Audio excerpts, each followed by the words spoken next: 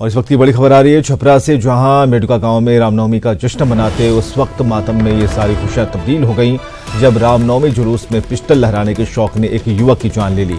कहा जा रहा है कि राजू कुमार नाम के युवक ने जुलूस के पहले अपने साथ देसी पिस्टल लेकर दोस्तों के साथ वो घूम रहा था, तभी पिस्टल से फायरिंग हो गई।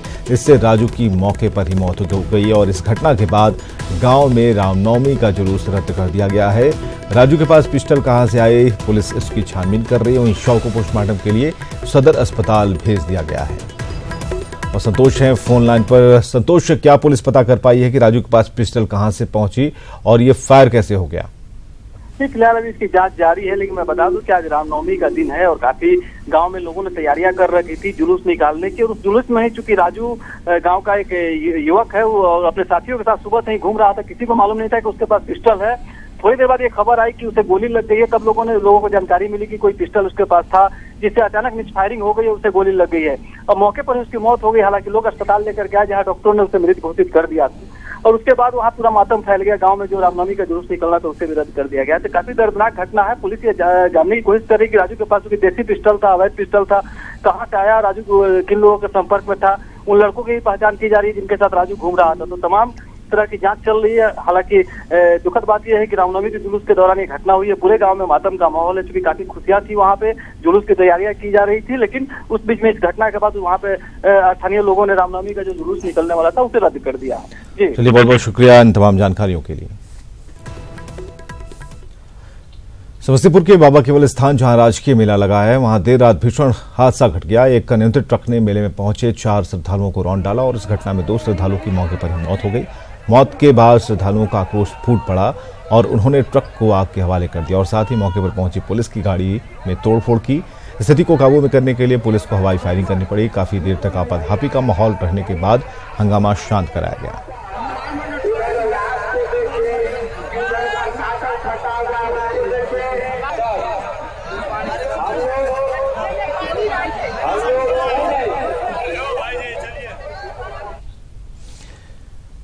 मुलाकात मर्जर पर लालू परिवार के आरोपों पर प्रशांत किशोर ने जवाब दिया। प्रशांत किशोर ने ट्वीट कर लिखा है कि मेरी मुलाकात लालू प्रसाद से हुई थी, लेकिन क्यों और किस बात के लिए, इसके लिए मीडिया के सामने मेरे साथ बैठे। उन्होंने चुनौती देते हुए लिखा कि मीडिया के सामने बैठने के बाद बातचीत की सच्चाई सामने आ जाएगी। प्रशांत किशोर ने आगे लिखा है कि सबके सामने ये बात खुल गई तो पता चल जाएगा कि किसने क्या ऑफर दिया है। आपको बताएं कि पहले लालू प्रसाद की किताब में यह आरोप लगाया गया था कि प्रशांत किशोर ने महागठबंधन में दोबारा शामिल करने के लिए नीतीश के दूत बनकर मुलाकात की थी।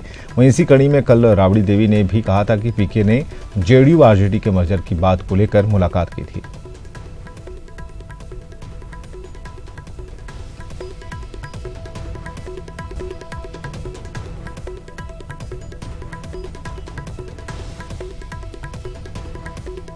शादी हुई है, नीतीश कुमार जी आए और सफाई दे कि उन्होंने भेजा था कि नहीं भेजा था। और ये बात तो हम लोगों ने पहले भी कहा था,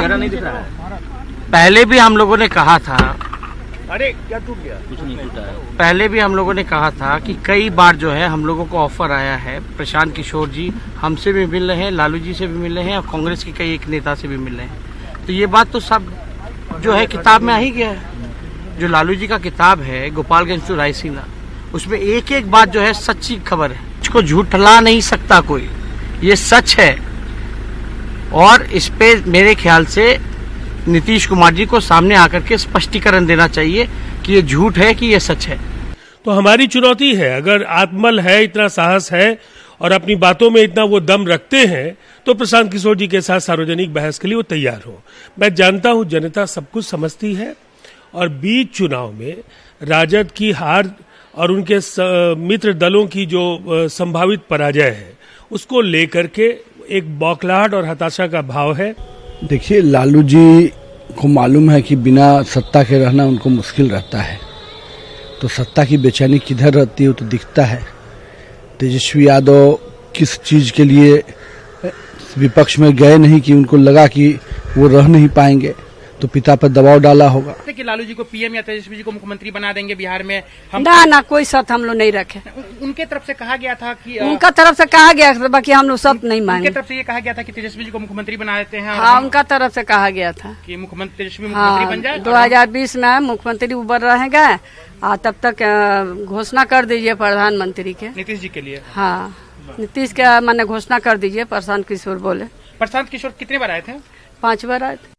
तो उनके अपने दल का मामला है, मगर जो व्यक्ति अन्य पार्टियों में जाकर अलग अलग तरीके का काम करता है उसकी विश्वसनीयता कितनी है ये हम सब लोग जानते हैं। और जहां तक उनकी बात है, वो अपनी खोई जमीन तलाशने के लिए ये सब कर रहे हैं, क्योंकि हाल फिलहाल में उन्हें जेडीयू से दरकिनार कर दिया गया और ये सब कह करके वो नीतीश जी के गुड बुक्स में आना चाहते हैं। उधर पीके के ट्वीट पर आरजेडी सांसद मनोज झा ने हमला बोल दिया है। मनोज झा ने कहा कि ये स्क्रिप्ट किसी और की है और बोलना प्रशांत किशोर को पड़ रहा है। हारे हुए हताश लोग उन्हें एक अन्य मार्ग से निर्देश दे रहे हैं। वे हताश लोग पीछे एक अन्य मार्ग से ये डिक्टेशन दे रहे हैं और प्रशांत जी बोल रहे हैं।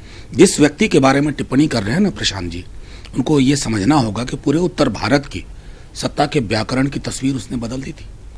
मास लीडर हैं वो, मैनेजेरियल लीडर नहीं है। तो मैं समझ रहा हूं कि थोड़ा सा ध्यान रखना होगा प्रशांत जी को, और क्योंकि बात निकलेगी तो बहुत सारी परत दर परत चीजें खुलेंगी।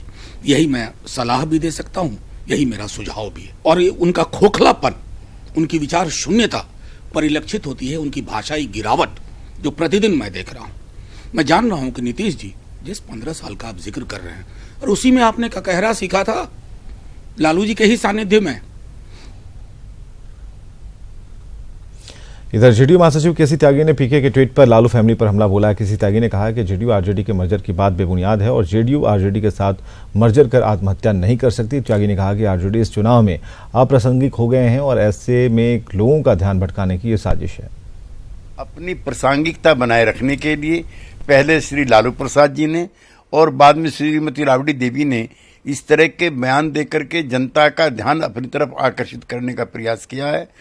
पार्टी का महत्वपूर्ण पदाधिकारी होने के नाते मैं कहना चाहता हूं कि पार्टी में किसी भी स्टेज पर कभी भी ऐसी कोई चर्चा नहीं आई कि आरजेडी के साथ मर्जर किया जाए।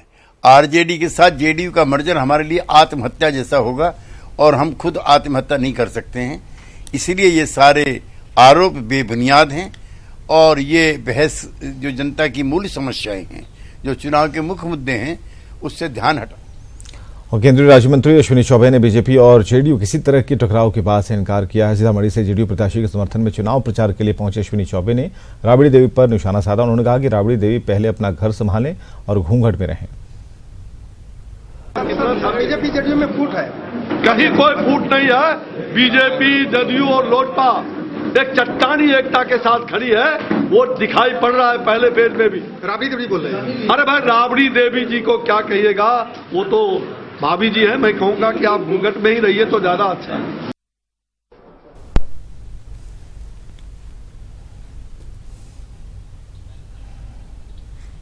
वायदों का पिटारा लेकर लोकसभा चुनाव की तैयारी एक बार फिर से जोरों पर है, लेकिन इन सब के बीच सीतामढ़ी का एक ऐसा इलाका है जहां की एक बड़ी आबादी इस बात से बेखबर है कि उनका सांसद कौन है। सुप्पी प्रखंड का सूरत हाल, ना रोटी, ना कपड़ा, ना मकान, ना ही सांसद की है कोई पहचान। सीतामढ़ी के सुप्पी प्रखंड का यह है मनियारी गांव, जहां 80 के दशक में हरित क्रांति लाने के नाम पर सरकार ने इस इलाके के एक बड़े भूभाग में बागमती नगर का निर्माण कराया था। उद्देश्य था इलाके में बैराज और तटबंध का निर्माण कर हरित क्रांति लाने का, लेकिन ऐसा हो नहीं सका। लेकिन यहाँ रहने वाले तकरीबन 400 से ज्यादा लोगों को यह पता भी नहीं कि इनका सांसद कौन है। अब क्या कीजिएगा? अब क्या करेंगे? अब वोट नहीं मिलेगा। अब तो वोट नहीं दीजिएगा? कैसे देगा? आगे सरकार तब बनाइएगा तब न देंगे। हम हर साल तो ऐसे ही बोलता है, पहले वोट दो तो यह करेंगे वह करेंगे। एमपी का तो हम नाम को नहीं जानता सर।